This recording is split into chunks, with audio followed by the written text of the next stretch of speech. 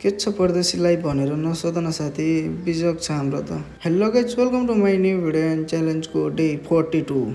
चेन्नई आएबाट यो नै होला क्या मेरो एउटा अर्को साथी भन्यो, म यता पेपर बाँड्न आएको बेला जहिले नि मलाई दौडाएकै हुन्छ क्या। यसले नदौडाएको त कुनै दिन नि छैन होला, जहिले नि पछिला आउँछ बोकेर।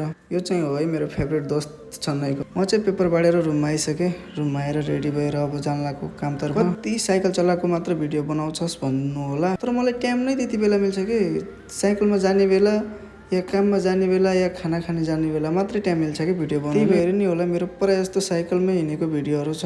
हिजो त म मर्ने भइसकेको थिएँ घाममा गएर। कहिले यता पठाएछ, कहिले उता पठाएछ, कहिले यहाँ जा भनेछ, कहिले वहाँ जा भनेछ।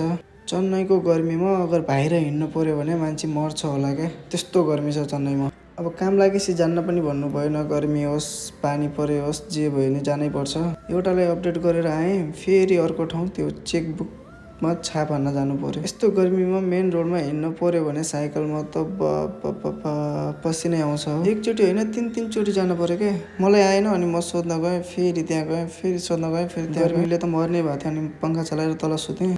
फेसमा के भयो भन्नु होला, तर एलोभेरा लगाएको थिएँ।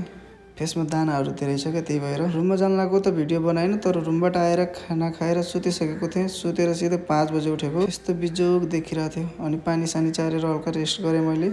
अनि 6 पनि बज्न लागिसकेको थियो, मेरो नाइट ड्युटी जाने बेला भइसकेको थियो। आजको भिडियो यहीँसम्म। Thanks for watching guys.